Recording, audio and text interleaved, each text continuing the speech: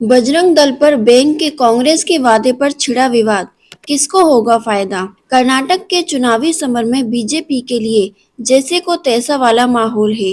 BJP Congress party को चौतरफा घेरने की कोशिश कर रही है, जिसने अपने घोषणा पत्र में बजरंग दल पर प्रतिबंध लगाने का वादा किया है और इस हमले की अगुवाई खुद प्रधानमंत्री नरेंद्र मोदी कर रहे हैं और इसकी वजह से 10 मई को होने जा रहे विधानसभा चुनाव का प्रचार अभियान गर्म हो गया है। बीजेपी के नेता इस बात से अधिक आहत है कि कांग्रेस ने विश्व हिंदू परिषद के यूथ विंग बजरंग दल की तुलना पॉपुलर फ्रंट ऑफ इंडिया से की है, यानी कि पीएफआई से की है। बीजेपी नेता पीएफआई को चरमपंथी संगठन बताते हैं, जो कि केंद्र सरकार द्वारा पहले ही पूरे देश में प्रतिबंधित है। एक दिन पहले कांग्रेस ने बीजेपी की तीखी आलोचना की थी, क्योंकि उसने अपने घोषणा पत्र में समान नागरिक संहिता यूसीसी का वादा किया था। पिछले 5 दिनों से प्रधानमंत्री नरेंद्र मोदी कर्नाटक में रोज 3-4 रैलियां कर रहे हैं। इन रैलियों में अब वो अपनी पार्टी के विकास के मुद्दे पर बात नहीं कर रहे हैं और अब उन्होंने अपना फोकस हनुमान और बजरंग दल पर कर लिया है। उन्होंने कहा कि अतीत में उन्होंने भगवान राम को ताले में बंद किया था, उनको उनसे समस्या थी। अब वो उन लोगों को ताले में बंद करना चाहते हैं जो बजरंग बली का नाम लेते हैं। ये प्रधानमंत्री ने राहुल गांधी के बारे में कहा। दूसरी तरफ कांग्रेस ने जवाबी हमला बोलते हुए कहा कि भगवान हनुमान के करोड़ों भक्तों से प्रधानमंत्री को माफी मांगनी चाहिए, वो हमारी रक्षा करते हैं और आप बजरंग दल की तुलना बजरंग बली से करके उनका अपमान कर रहे हैं। हमारे धार्मिक विश्वास को ठेस पहुंचाने की कोई सीमा होती है।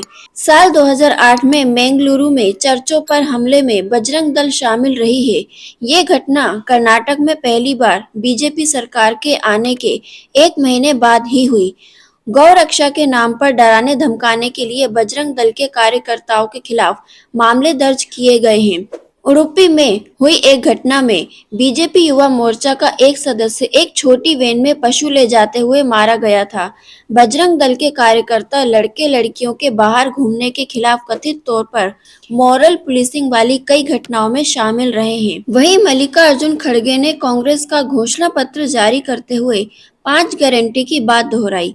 200 यूनिट तक मुफ्त बिजली, घर की महिला मुखिया को नगद राशि, डिग्री या डिप्लोमा कर चुके लोगों को 2 साल तक का भत्ता, महिलाओं के लिए मुफ्त में बस यात्रा और आरक्षण सीमा को 50% से 75% तक करना और जिस मुस्लिम कोटा को बीजेपी ने खत्म कर दिया उसे बहाल करना। पार्टी ने सभी ग्राम देवियों के लिए 20,000 रुपए और राज्य के 1.8 लाख मंदिरों के लिए विशेष पूजा निधि जारी करने की भी घोषणा की है। बजरंग दल विवाद से पहले कांग्रेस नेताओं के कुछ विवादास्पद बयानों को प्रधानमंत्री मोदी ने राज्य में 10 दिनों के अंदर 30 से 35 जनसभाओं वाले अपने तूफानी प्रचार अभियान की 29 अप्रैल से हुई शुरुआत से ही मुद्दा बना दिया। मल्लिकार्जुन खड़गे ने उन्हें जहरीला सांप कहा। 3 दिन बाद प्रियंक खड़गे, जो कि कलबुर्गी विधानसभा क्षेत्र में चित्तापुर विधानसभा क्षेत्र से खड़े हैं, उन्होंने उन्हें नालायक बेटा कह दिया। इन बयानों से पहले कांग्रेस राज्य के बुनियादी मुद्दों पर बात कर रही थी, इसलिए राजनीतिक गलियारे में ये सवाल गर्म है कि क्या कांग्रेस इस चुनाव में उसी जैसे माहौल का सामना कर रही है जैसा पीएम के बारे में मणिशंकर अय्यर के चाय वाला टिप्पणी के बाद बना था। अय्यर की टिप्पणी ने बीजेपी को एक ऐसा हथियार दिया था जिसका इस्तेमाल करके उसने एक बड़े प्रचार अभियान में तब्दील कर दिया। ये ऐसा ही है जैसा बीजेपी ने गुजरात चुनाव में सोनिया गांधी द्वारा मोदी को मौत का सौदागर कहे जाने को अपने पक्ष में भुनाया। ये हैरान करने वाले बयान चुनावी अभियान के उस दौर में आए हैं जब बेरोजगारी, महंगाई और गरीबी ने राज्य में 2019 से शासन कर रही बीजेपी के खिलाफ सत्ता विरोधी लहर को और मजबूत ही किया है। जागरण लेक सिटी यूनिवर्सिटी के प्रोफेसर संदीप शास्त्री ने बीबीसी हिंदी को बताया कि कांग्रेस अपने उन समर्थकों का पक्ष ले रही है जो उसके वफादार रहे हैं और जो पार्टी के सेक्युलर एजेंडे को फॉलो करते हैं, लेकिन ये पार्टी के विरोधियों के हाथ में अवसर देने जैसा है। कई महीनों में कांग्रेस इस चुनाव का एजेंडा सेट कर रही थी। अब बीजेपी द्वारा चुनाव अभियान में उठाए जा रहे मुद्दों पर कांग्रेस जवाब दे रही है। अगर ये सब चलता रहा तो चुनाव अभियान के अंतिम 6 दिनों में लड़ाई और मुश्किल बनती जाएगी। लेकिन मैसूर यूनिवर्सिटी के प्रोफेसर मुजफ्फर असादी कहते हैं कि प्रधानमंत्री ने बजरंग दल की तुलना बजरंगबली से करके ठीक नहीं किया। उन्होंने कहा कि ये जरूरी नहीं है कि हनुमान चालीसा का पाठ करने वाला हर व्यक्ति बजरंग दली ही हो।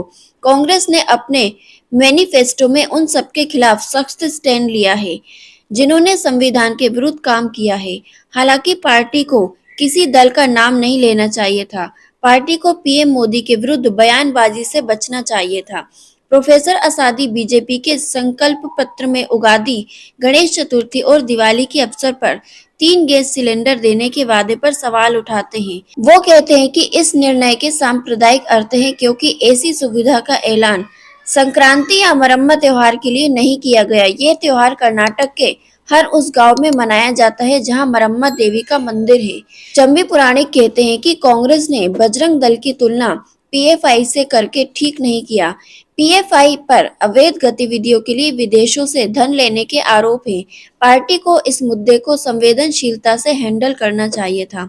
असादी और पुराणिक दोनों मानते हैं कि बजरंग दल वाले मुद्दे का असर सिर्फ तटीय इलाकों में होगा।